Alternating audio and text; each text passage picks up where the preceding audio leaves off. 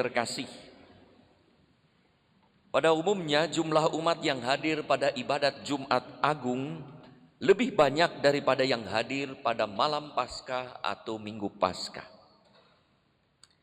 Konon menurut petugas dalam 2 menit saja kuota pendaftaran untuk hadir dalam ibadat Jumat Agung sudah penuh.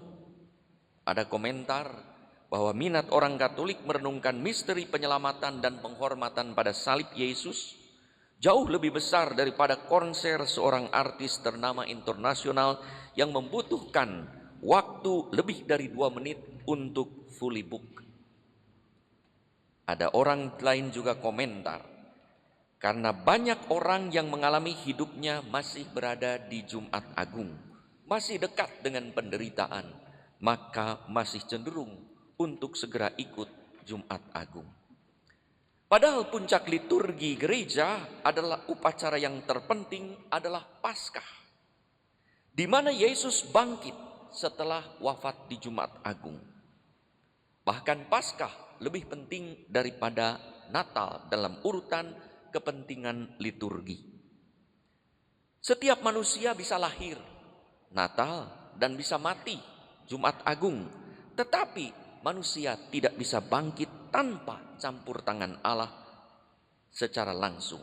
Hanya Yesuslah yang bisa bangkit dari mati untuk membangkitkan kita semua agar kita dapat menikmati hidup abadi.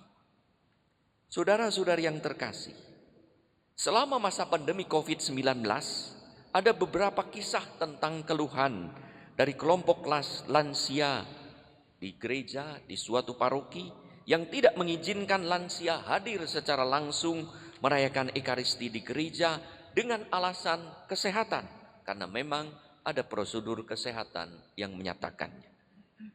Ada yang kecewa tak terhingga, ada yang menerima.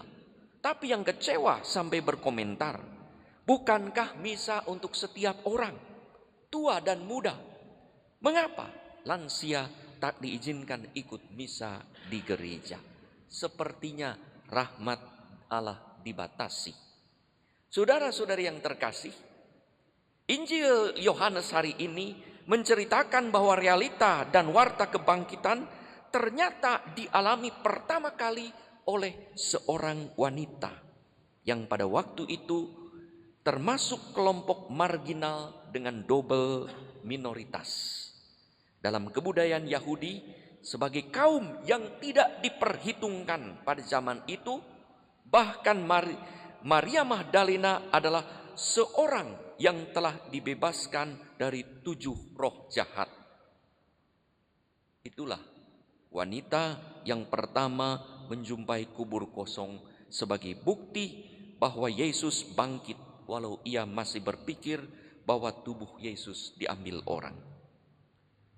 Walau demikian, pengalaman kubur kosong yang mengingatkan akan sabda Yesus bahwa dalam Matius 20:15 Yesus pernah bersabda, sekarang kata Yesus, kita pergi ke Yerusalem dan anak manusia akan diserahkan kepada imam-imam kepala dan ahli-ahli Taurat, dan mereka akan menjatuhi dia hukuman mati, dan mereka akan menyerahkan dia kepada bangsa-bangsa yang tidak mengenal Allah, supaya ia diolok-olok, disesah, disalibkan, dan pada hari ketiga ia akan dibangkitkan. Membuat Petrus dan Yohanes segera pergi bergegas ke kubur untuk menyaksikan secara langsung bahwa kubur telah kosong, yang merupakan tanda Yesus sudah bangkit. Jenazah Yesus adalah tubuh mati pada Jumat Agung. Tapi Yesus mengakhiri perkataannya pada peristiwa ia dibangkitkan pada hari ketiga.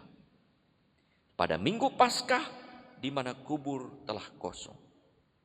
Petrus masuk terlebih dahulu, memimpin kepada iman akan kebangkitan. Yohanes segera menyusul masuk dan percaya akan sabda Yesus yang menjadi kenyataan.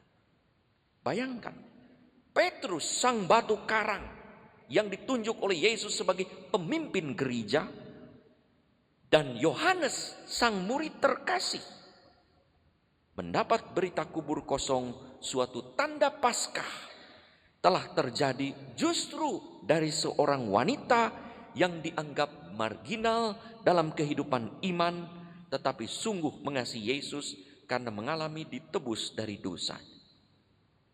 Dialah wanita dengan minoritas ganda pada waktu itu yang pertama menyaksikan kubur kosong dan menjadi pewarta-pewarta pertama akan kebangkitan Tuhan. Saudara-saudari yang terkasih, Injil dengan jelas tidak mengecualikan siapapun, bahkan tidak mengecualikan mereka yang dikecualikan dalam kebudayaan Yahudi, anak-anak dan perempuan. Maka ketika menghitung mujizat roti tidak termasuk anak-anak dan perempuan. Maka saudara-saudari yang terkasih, tak ada orang dikecualikan untuk menikmati rahmat kebangkitan.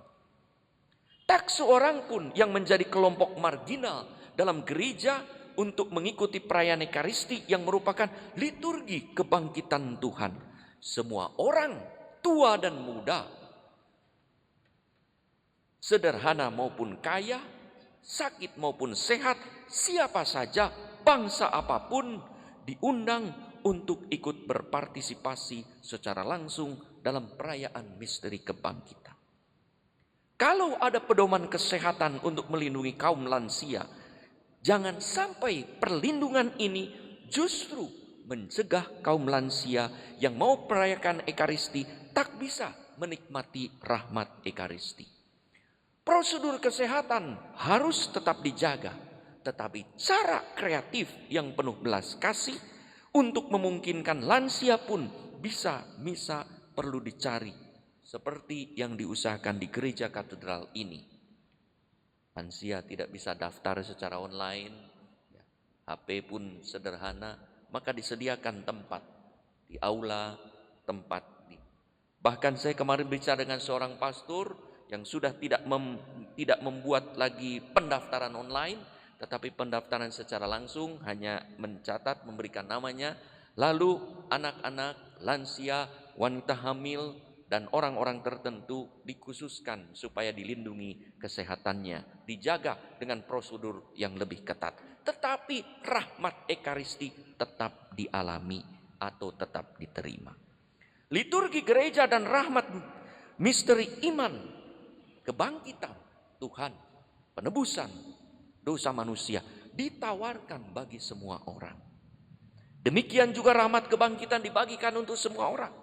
Tak ada satu orang pun sekalipun berdosa dikecualikan dari Ekaristi atau kegiatan liturgi lain. Justru dosa tanpa penyesalan kitalah yang sering mengecualikan kita hingga kita tak dapat menikmati rahmat penebusan dan sukacita kebangkitan seperti yang ditawarkan oleh Tuhan.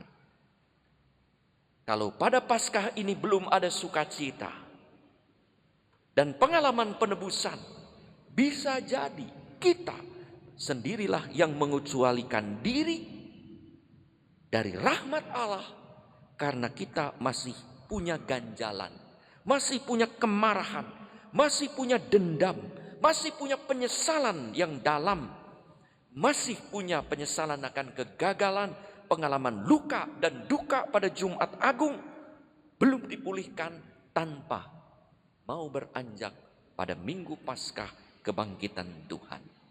Mari saudara-saudari yang terkasih, jangan mengecualikan diri dengan halangan-halangan kita untuk menikmati rahmat Allah yang ditawarkan melalui gerejanya. Mari kita tinggalkan Jumat Agung, karena untuk itulah Yesus datang menebus kita, menghapus segala penderitaan dan kesulitan karena akibat dosa kita. Dan mari bersama dengan kebangkitan Tuhan melangkah ke Minggu Paskah yang memberi harapan dan membawa sukacita.